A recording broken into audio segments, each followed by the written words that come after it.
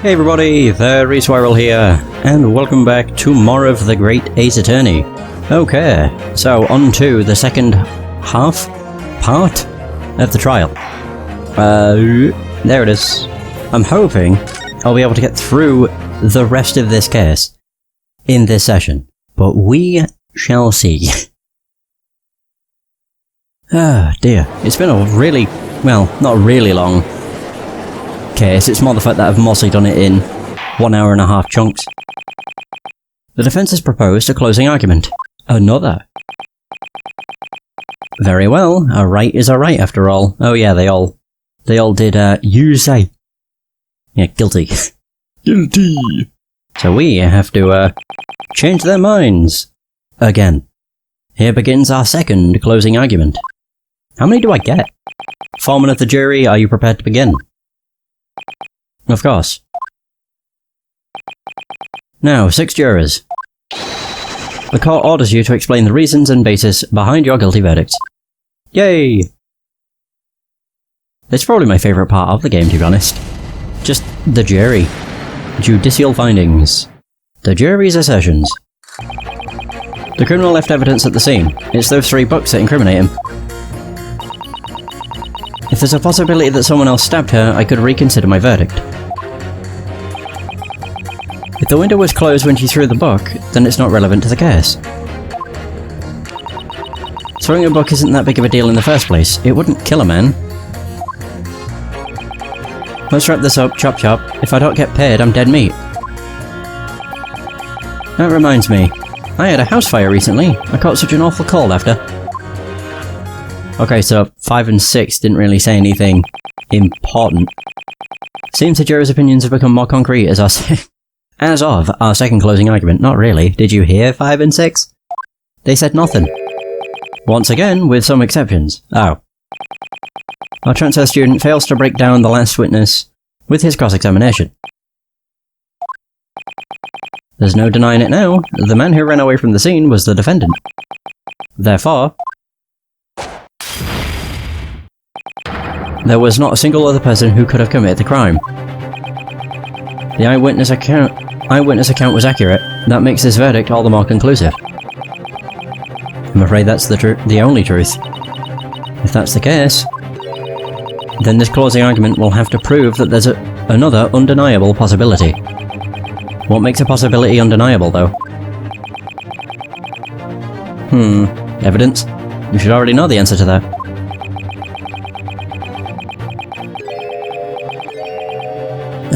That's great. To quote those ridiculous detective novels, you need the whodunit and the howdunit. As such, you must do nothing short of revealing a name and a method.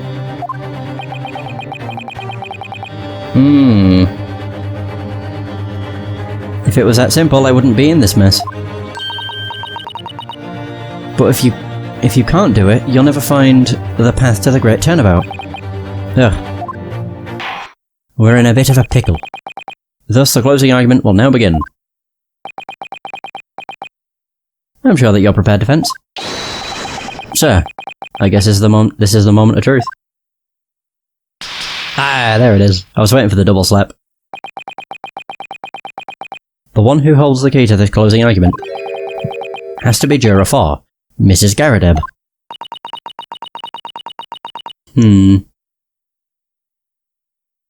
Right, okay. So, a book disappeared from the Garadeb home on the night of the crime. The victim was found at the crime scene holding the 4th book. There has to be some connection between those 2 facts. And I have to be the one to prove this connection somehow. I use every method at my disposal if push comes to shove. Make sure you watch the wife's reactions, even when she's not testifying. Oh! We're gonna question her. Eh? Oh, they're on the right-hand side this time. Well, Pat's getting some well-needed rest. The defense's rebuttal. Can I skip? No. If there's a possibility that someone else stabbed her, she'll reconsider her verdict. The window was closed when she threw the book, it's not relevant to the case.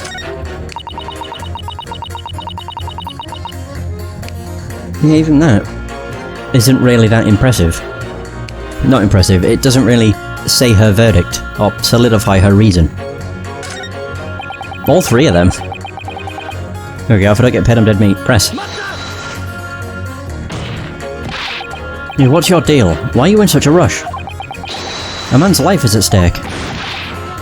Oh, now I can actually move around and question. Okay. Yeah, well so is mine.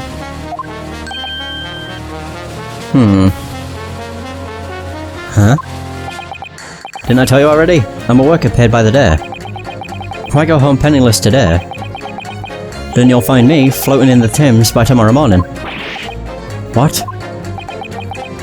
That's how terrifying the missus can be. That goes beyond terrifying and right into criminally insane, I'd say. Let me tell you something she did to me recently. Huh? The heck? What's wrong? Must have been so terrifying that I blocked it out from my memory. Wow. I wonder if Roller will ever throw Pat into the River Thames. You have an overactive imagination, Susato. I don't think that's, you know, something that wouldn't happen. I have to wonder if there's a way to restore Jura 5's terrifying memories. Yeah, that reminds me, he had a house fire recently. What does that have to do with your verdict? Sorry, what was that? Could you say it a little louder, please? Oh my god. So, could you tell me a little more about that fire? It was winter of last year. My grandkids had lit the candles on my birthday cake. There were 75 candles on that thing. It was quite the spectacle. Sounds like a fire hazard. What? They put candles in a cake? Were they trying to summon some sort of demon? Don't be absurd. It was a celebration for my birthday. It would seem that this strange practice is actually a common tradition in this land. I'd say it's a common tradition everywhere at this point. But back to the point, when I got to huff and puff and blow those candles out, ended up huffing and puffing and blowing them down, still burning all over the room. Oh dear. The fire started to eat up the furniture, and the whole room was filled with fire and smoke. Oh, this is... Okay, I realise what we're pressing for. He's going to say that if there's a fire, the window would have to be open. I knew it. He really was summoning the eternal flames from down below. How did you catch a cold from that? Well, my grandkids were passing me buckets of water to try put out the fire. And since the room was full of smoke, we opened the window. They opened up all the windows to let the smoke out. They opened the windows. And so my old bones were exposed to the harsh night gusts, and I froze to my core. I was soon after carried to the hospital. Quite the birthday present, eh? Yeah, that must have been fun. But there is something about what he said that speaks to me. Yeah, particularly the part about opening a window. So now we need the whodunit and the howdunit, right? Somehow we have to show everyone that someone besides Suzuki could have done it. But they're all just saying whatever they want up there. And some of them really seem really set in their verdicts. In those situations, we just have to show them that there is some other possibility. So we need some other possibility. Maybe I can show how their statements clash using something other than a contradiction. Alright, I'll look out for something like that. For now, let's keep forcing our way forward. Indeed. Bum bum bum. So I know I can clash with you. If the window was closed when she threw the book, then it's not relevant to the case. That's not the case. The window would have been opened. Oh. I mean, he mentioned the window, it just doesn't mention it here. I'll clash. Hopefully that's right. Seems it. There's a clear contradiction between these two statements. Contradiction? What in the world are you talking about? Oh god. I can't take it when he points his finger at me. What? I really can't hear you unless you speak up, my boy. Juror 3, if I may. Yes, what is it this time? Were you listening to Juror 6's birthday story? I love the smirk and the hand on the katana, that's great. From what I heard, he opened his windows even though it was the middle of winter. That's true, but it was an emergency. If there was a fire in the room, then of course you would... open the... Oh no! Seems like you get it. At the time of the crime, there was a fire in Mr. Garadeb's room. Mr. Garadeb told me something very interesting about what was going on at the time. The moment the flames flared up, the whole room was engulfed in thick smoke. He said that? Oh!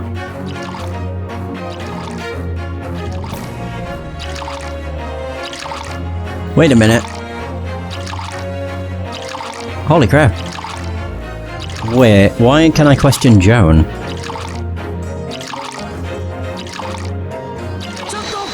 I'm confused. Why I can question her? Juror 4, may I have a word with you? Mrs. Garadeb. God, her flabby cheeks. What are you doing, just selling me out like that? Just give up the maid act already. There was something I wanted to confirm with you, though. What is it now? At the time of the incident, your window was open, isn't that right? What? What's this all about? Smoke from the raging flames was beginning to fill the air. Under those conditions, you had no choice but to open the window.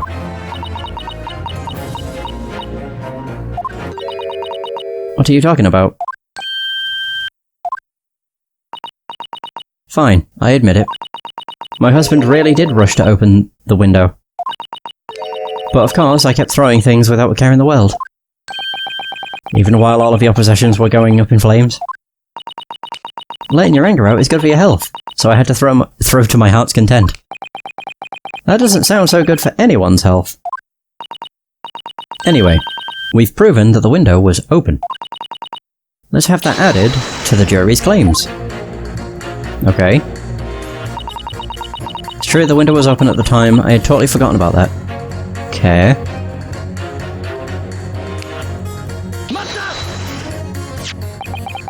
The fourth book dropped at the crime scene was hideously burned. Or burnt. The title of that book is The Adventure of the Lion's Mane. That would be the same book your husband was reading, right? Yes, I believe so. And when you fought, you threw the book at him, right? You threw The Adventures of the Lion's Mane.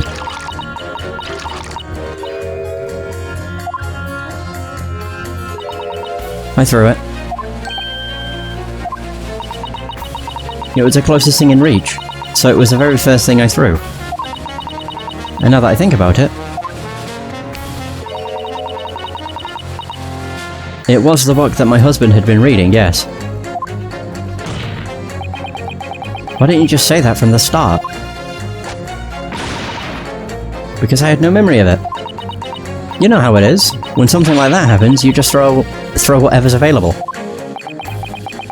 I do not know how it is.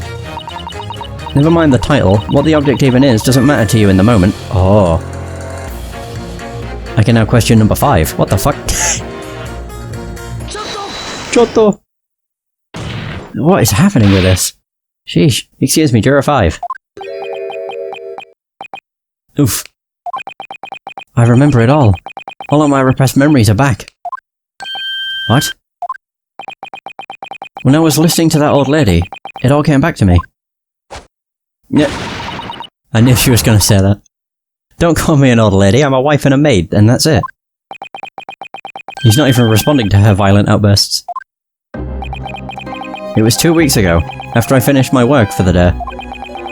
I reached into my pocket to retrieve the day's wage, but then I turned whiter than a sheet. There was a huge hole in my pocket, and all my money had fallen out. Wow, that's quite a tragedy, actually. Even tragedy doesn't do it justice. What? The missus was just in the middle of cutting up some chicken for dinner. Oh god. I barely managed to mutter, I dropped all my money, when suddenly her knife stuck itself in the wall, hardly an inch from my nose. Oh. It's so terrifying, I'm speechless. I could really smell the Thames then. I'll tell you what. Oh! Oh no. Could this just have really been a huge accident? I have a feeling that Joan just threw whatever she got her hands on. That can't be the case. Yeah. She grabbed a knife, threw it, went out the window, and somehow stuck in someone's back. Would that work? I could really smell the Thames then, I'll tell you what. And tonight, I'll probably be drowning in those murky depths. That's the real tragedy. I understand. That's when I finally realised. An angry woman will throw anything. Blades and knives, axes and hatchets. There we go. Naruhodo, I want you to know that not all women are like that. Yeah, I know. Just often throwing the first blade they can get their hands on. Absolute barbarians. At least loose an arrow once in a while or something. Who are we shooting at now? Now, let's pay careful attention to what Juror 5 just said. His words may serve as an arrow that will guide us toward victory. Should try to forget about what Susato just said for now. Could I clash with 5 and 2? Yeah, there we go. An angry woman will throw anything she can find. My old lady even throws knives.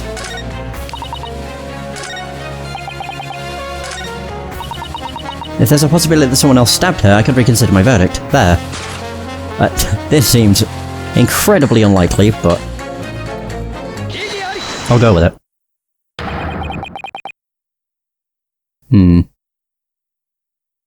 So there's a clear contradiction between these two statements.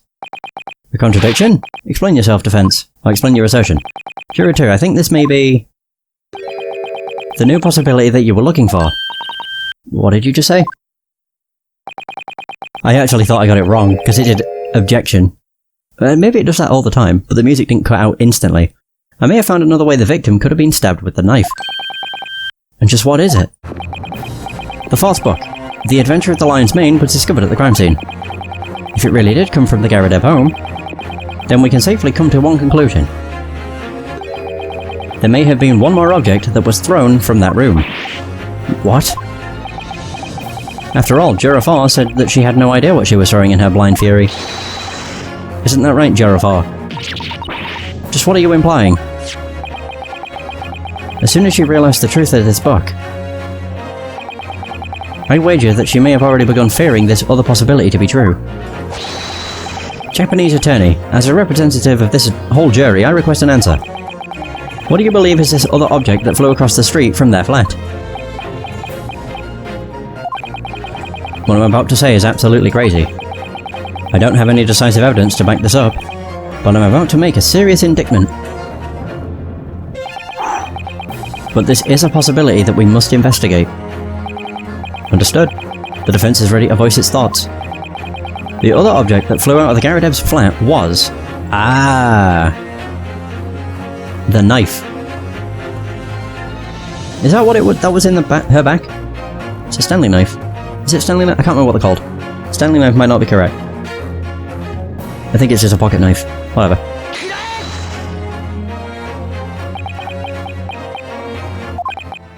Juror 4, Mrs. Garadev. What do you want? I think I should begin by apologising. I'm really sorry about this. But I need you to tell me something. Look at this knife. Does it strike you as familiar? Oh. Hold on, defense. What are you doing? Isn't that the knife that was used to stab the victim? Yep. That does explain. There was only 2 people on the street. Oh, at the time of the incident, the Garadevs were in a heated argument. Mrs. Garadev had cornered her husband at the window, throwing whatever she could find. The window was open, and the book she threw was the one discovered at the crime scene. Ridiculous. That is Oscar Fairplay. The book was found in the victim's hand. Did the book just grow legs and walk into her hand? She could have caught it. Not even the missus can make a book do that. I can't claim to know everything, but that's exactly why. It would be a fatal mistake to end this trial now. Oh. Answer me, Mrs. Garadev. Do you or do you not remember this knife?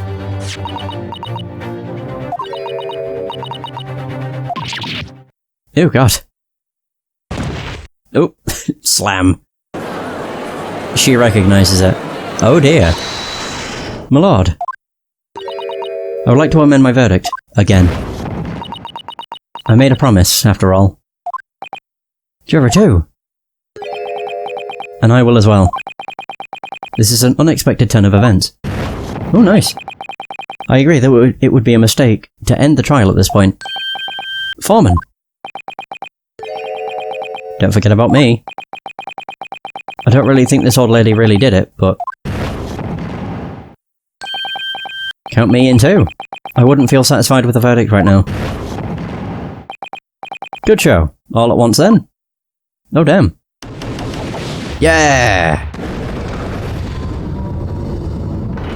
Nice. We have overcome it yet again. But we've done it. Again! That was brilliant work, Naruhodo. The jury's verdict has changed as a result of the defence's closing argument. Now, 2 vote guilty and 4 not guilty. Thus, the court acknowledges that the jury's vote is split. I thought it said voice. And orders you all to continue the trial. Well, Baron von Zeeks is going to be pissed.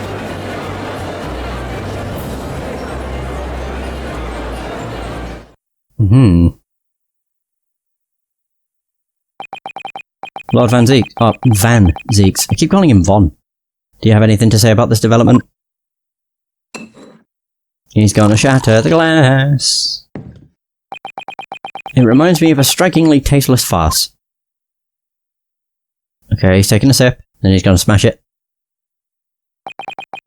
A farce as tasteless as this wine, floating in my glass as I imbibe it with a sigh. Smash. Oh. Simply tossing into hellfire that which I cannot bear to swallow. Excuse me, Lord Van Zeeks?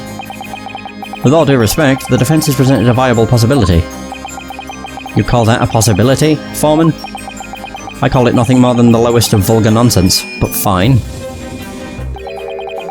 It seems that we'll have to review the relative location of the crime scene. The relative location? What's he doing this time? Think of the crime scene and the defendant's flat. This should be obvious, but... between them is one large street, made for coaches, Briar Road. The distance between the crime scene and the landlord couple's home is no less than 15 yards. 15 yards? It's about 14 metres. 14 metres? That's way further than I expected. You could throw that far quite easily. Now I'm sure you all have the same doubts as I. That book was discovered in the collapsed victim's hand. This book was engulfed in flames, thrown by an enraged housewife, flew 15 yards, and fell perfectly into the victim's hand while she was toppled over on the ground. Do you plan to tell me that this is your conclusive argument? Well, not only that, but as if chasing after the book, a knife also threw across the road, and slipped straight into the victim's back. Perhaps next you'll say a pig flew after it. Even those ridiculous detective novels could tell better stories than your delusion.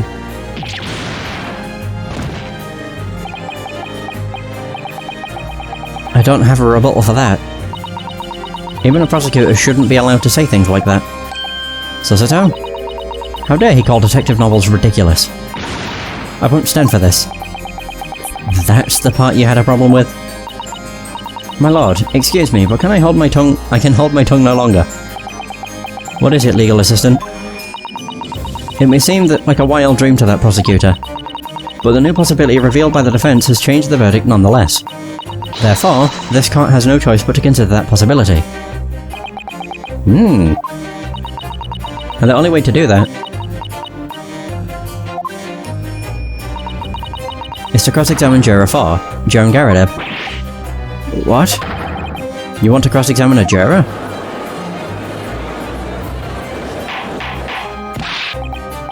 Order, order, order! Why, this is... absolutely unprecedented, to have a juror indicted and brought to the witness stand. Bloody hell. Oh me. Would be a complete waste of time. Lord Van Zeeks. We were already in the middle of a witness cross-examination, and if the nonsense from before was anything to go by, she was throwing burning books and knives from above. Maybe we should ask the current witnesses about that instead. What do you think, witnesses?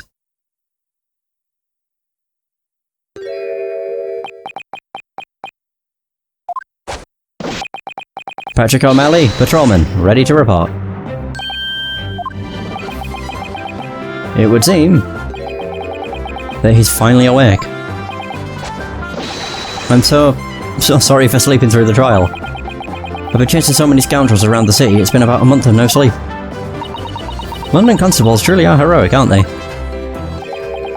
Roller, I know you've been fighting this all alone, but you don't have to worry anymore. Oh my god. Very well, the defence's request is denied. Oh. Instead, the court orders the current witnesses to testify further. Testify regarding the new possibilities presented by the defense. Sir! Alright. So is it mostly going to be Pat talking this time? Hot damn. Patrolman Pat's report. As a constable of London's police force, I can say that Mrs. Garrideb is unrelated to the case. This is because her window is actually an awning window. Besides, if something was flying through the air, Pat wouldn't have missed it. I was very close to the crime scene, but Pat was watching over it like a hawk. I didn't blink or look away for even a second. Nothing out of the ordinary, sir.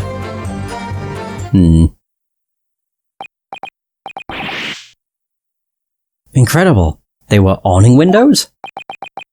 Constable, you didn't report this to me. Oh, well, I'm sorry. You see, I was so tired. Tired or not, that makes for no excuse, Constable. Understood, sir. Sorry to interrupt. What's an awning window? Yeah. What do you mean by awning, exactly? The same goes for you. Sorry or not, that makes for no excuse, Japanese boy. Sorry. Naruhodo, I just looked it up. Isn't it where it's...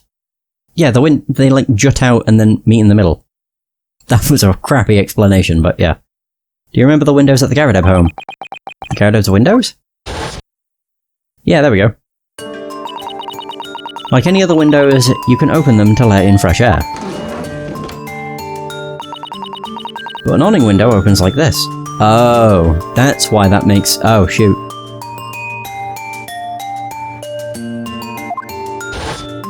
Oh dear.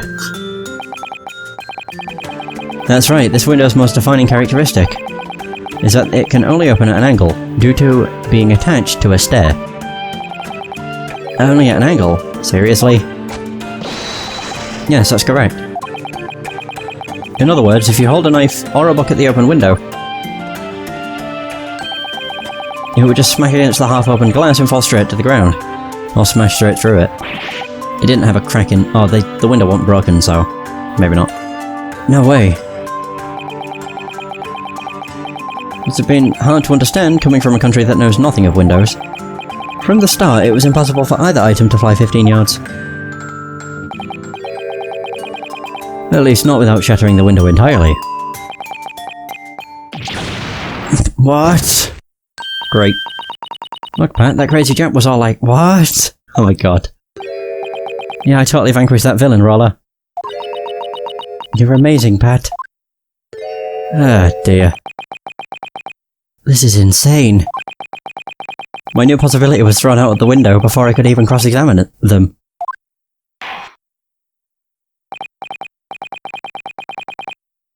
Now, defense, it's time to begin your cross-examination. And make it snappy. Yes, sir. Driven into a corner yet again. Welp. Patrolman Pat's report. Right, time to press everything. As a constable of London's police force, I can say that Mrs. Garrideb is unrelated to the case. What makes you so confident in this claim? I'm glad you asked. The reason is... this. Inside the police handbook, we have the great things to know as a policeman. He showed that to us earlier, didn't he?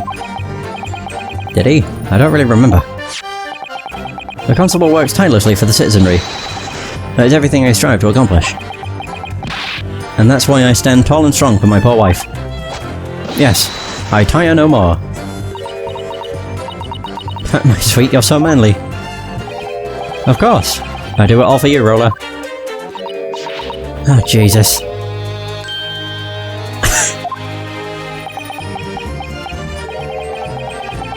That's not what I was asking about.